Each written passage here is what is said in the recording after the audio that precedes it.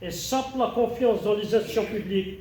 Elle induit une distorsion dans l'accès aux prestations étatiques ainsi qu'une mauvaise allocation, voire une perte de ressources publiques. Et elle ébranle la confiance des investisseurs et nuit à la concurrence.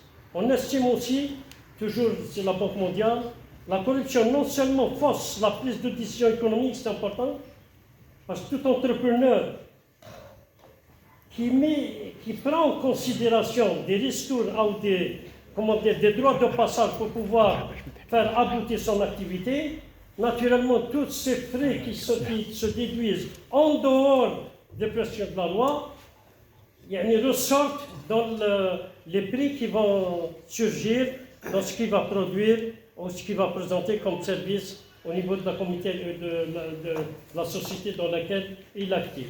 Donc, la décision économique elle doit être dictée par des lois claires qui s'appliquent à tout le monde. Le fameux parcours de combattant pour pouvoir inscrire une activité économique.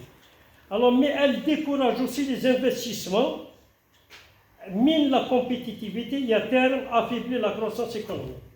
Et donc, on peut ajouter encore. Les rapports du PNUD convergent vers les mêmes conclusions. Ce que synthétise un petit peu cette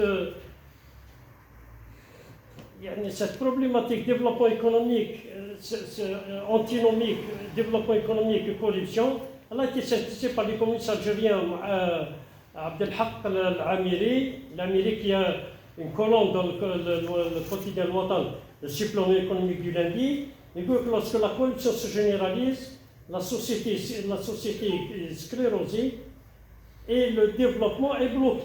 Il n'a pas su bien dire, et effectivement.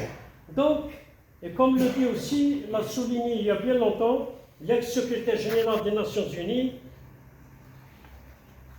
Kofi Annan, dans un de ses discours,